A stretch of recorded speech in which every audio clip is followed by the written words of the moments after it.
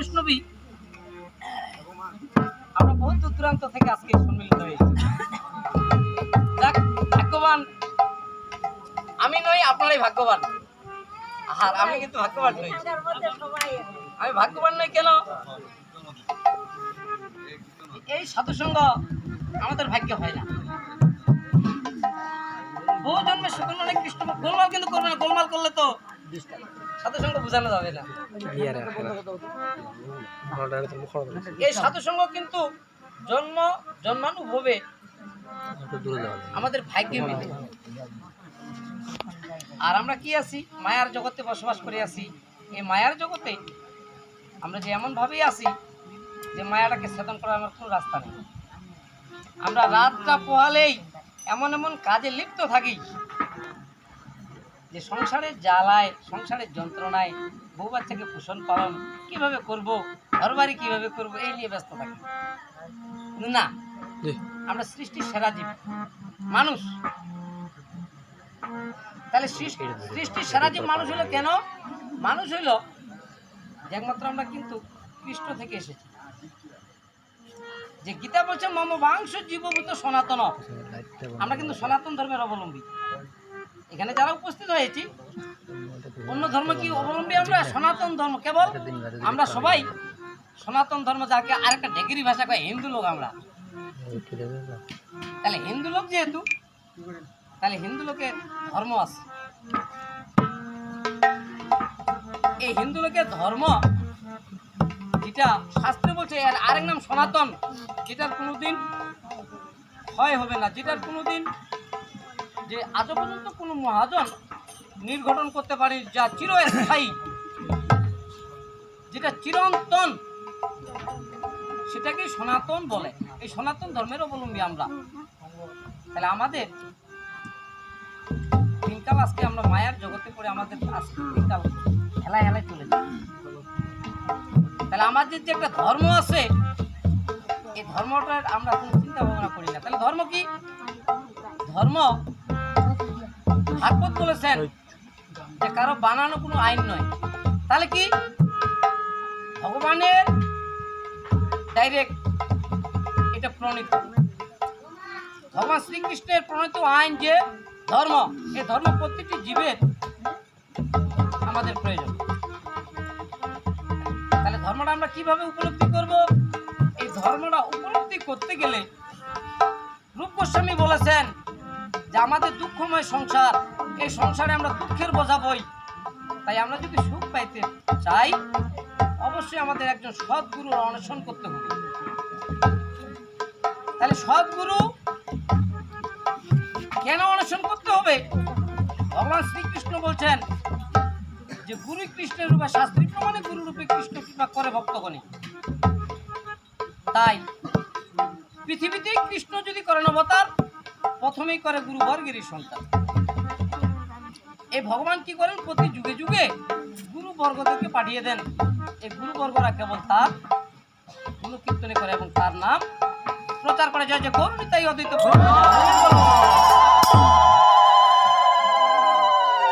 তাইলে গীতা বলেছেন অর্জুনকেও যে অর্জুন, তুমি কেবল একজন সদ্গুরুর শরণাগত হও, ভাই তোমার দিব্য জ্ঞানকে লাভ করে ওই গুরুকে তুমি জিজ্ঞাসা করবে, সৎ জ্ঞান উপদেশ দান। এটা গীতায় ভগবান শ্রীকৃষ্ণ নিজেই বাণী দিয়েছেন। তাই আমাদের যদি এই জগতে যদি আমরা সুখ শান্তি পেতে চাই, তাহলে আমাদের একজন অবশ্যই সদ্গুরুর আশ্রয় নিতে হবে।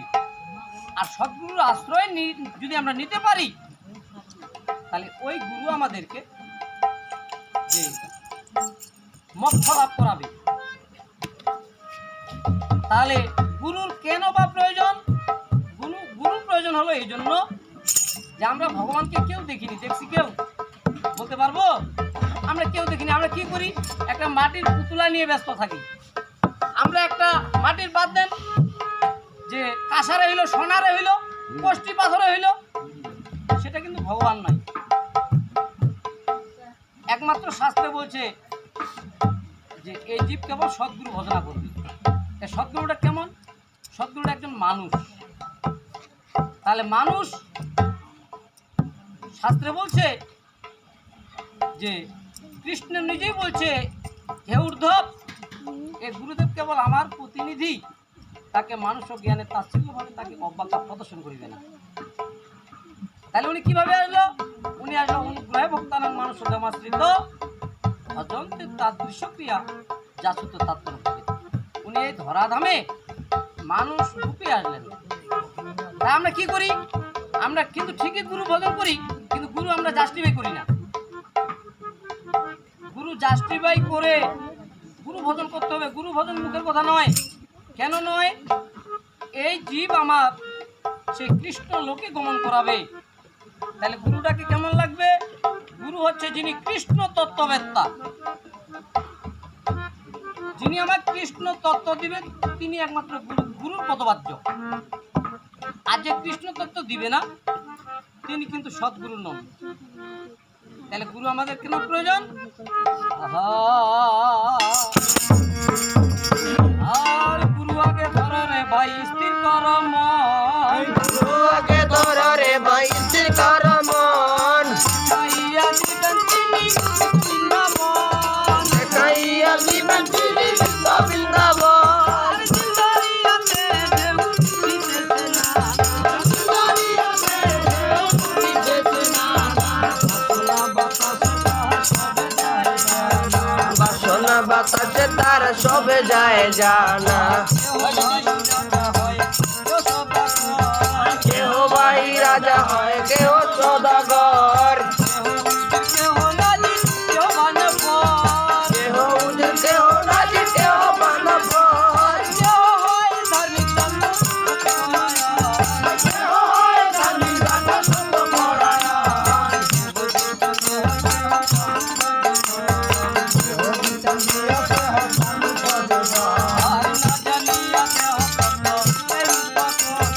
না জানিয়া দেহ এই রূপবতী, মুখে রাখিতে না রে ইতি করে মতি, আর শিকলারে হাতে যদি চিরতি যায়,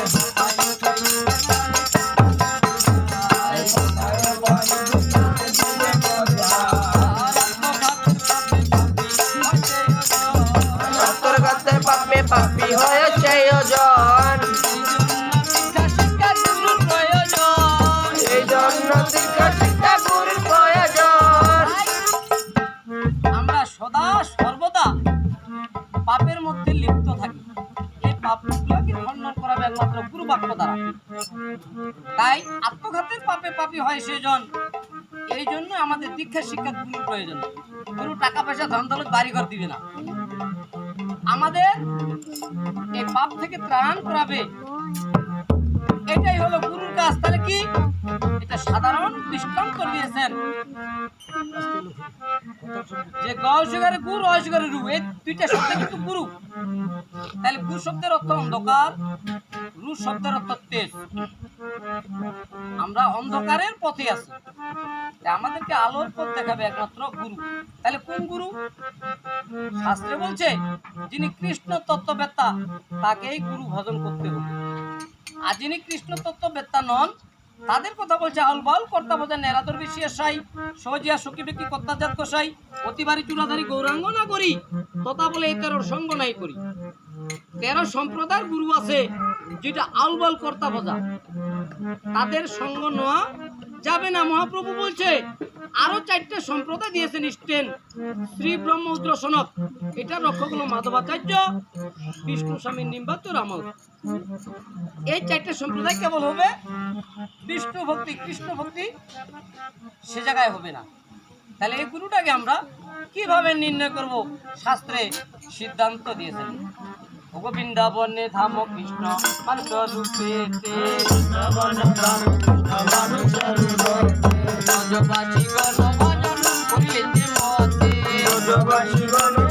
করিলেন যে মতে, সেই প্রেম ভাব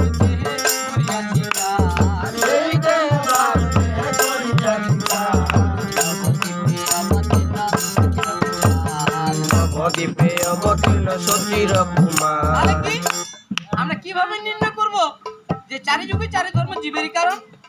কলিযুগের ধর্ম কেবল এই নাম সংকীর্তন।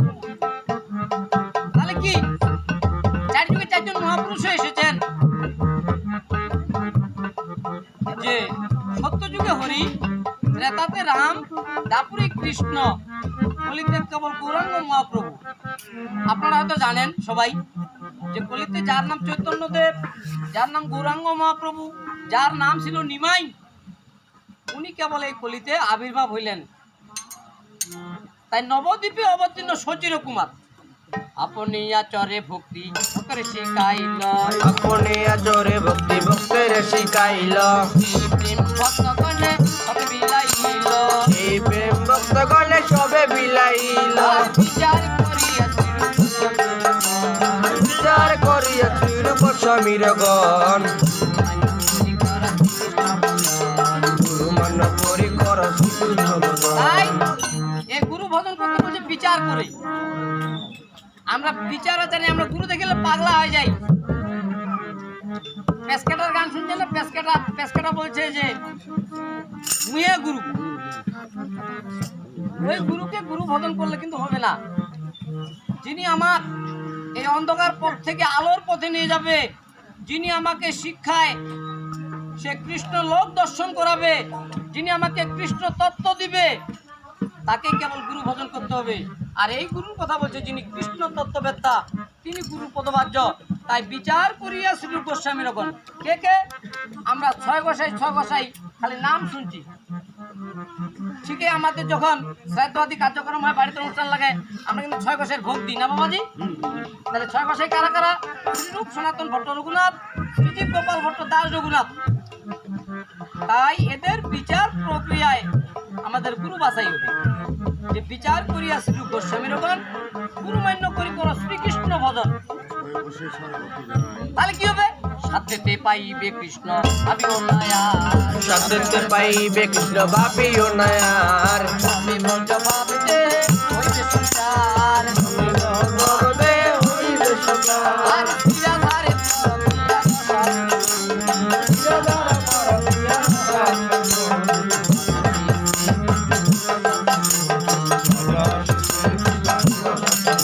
আর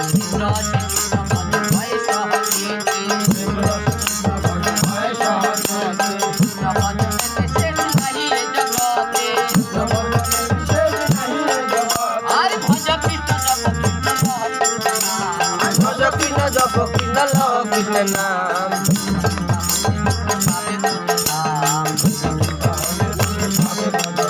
তাই আমাদের যদি এইভাবে গুরু পরম্পরা ধারায় গুরু ভজনটা হয়, তাহলে আমাদের অবশ্যই কৃষ্ণ কৃপা হবে।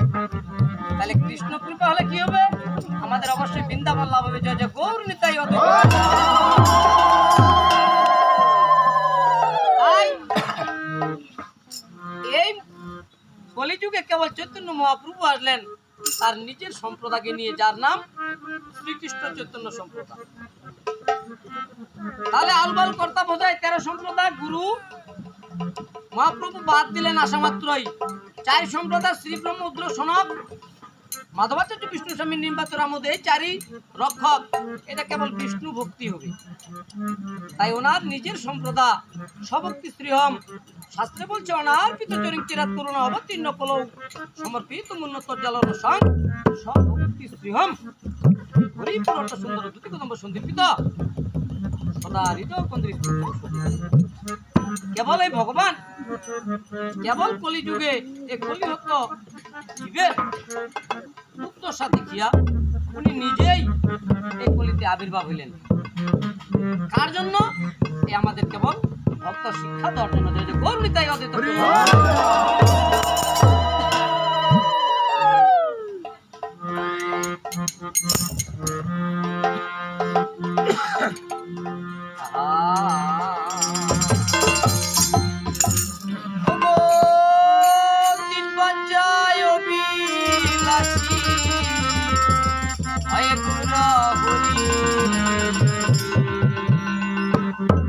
সাঙ্গ পাঙ্গ লইয়া নব জীবে অবতার, ওগো তিন বাঞ্ছায় অভিলাষী,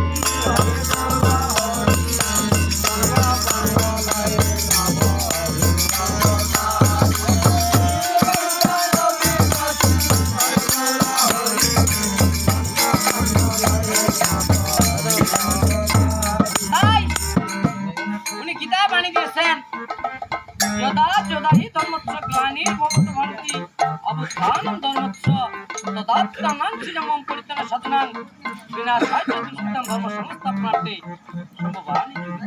আমার কথা বোঝা যায়?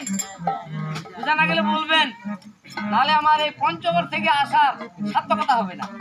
যদি আপনাদেরকে কিছু কৃষ্ণ তত্ত্ব গুরু তত্ত্ব যদি দিতে না পারি, তাহলে শুধু আমার যাতায়াতে মাত্র সার হবে, আপনাদেরও যাতায়াত সার হবে। আর এখানে আমরা বসছি কিছু লাভের জন্য। কি লাভের জন্য? কৃষ্ণ কথা শোনার জন্য, সাধু সঙ্গ শোনার জন্য।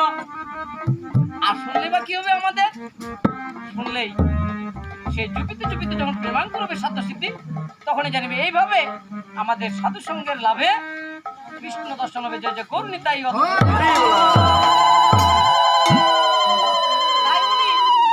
তিনটা বাঞ্চা পুরার জন্য এই কলিতে আবির্ভাব হয়েছে।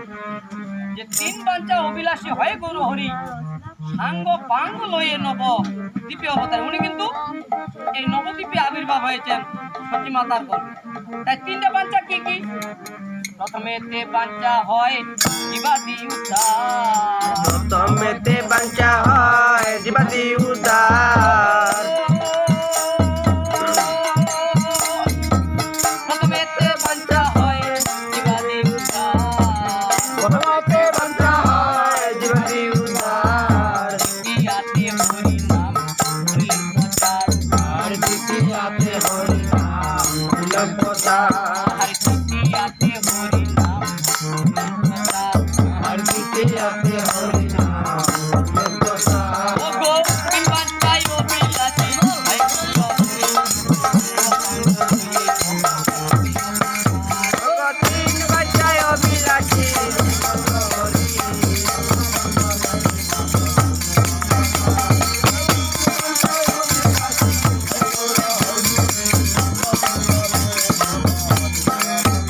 তাই ওনার তিনটা বাঞ্চা ছিল। প্রথমেই বাঞ্চা হইল এই জীবের উদ্ধার, বলি হতো জীব কিভাবে উদ্ধার হবে।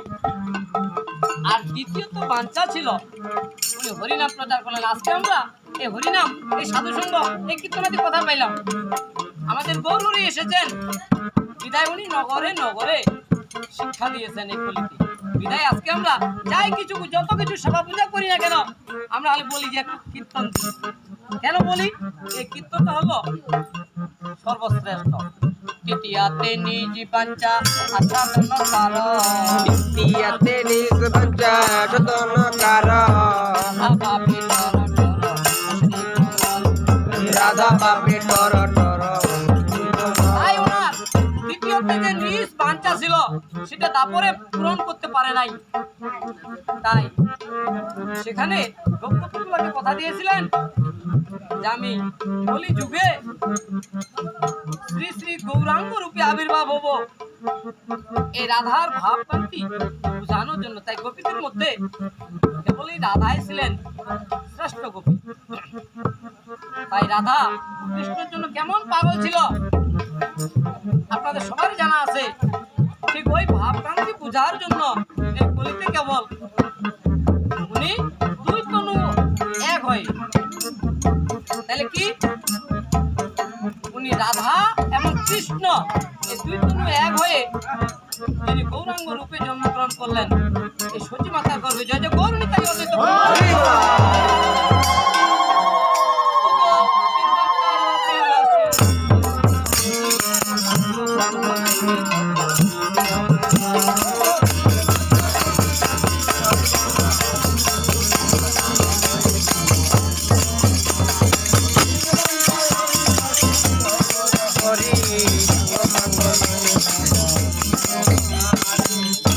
তিন বাঞ্চায় অভিলাষী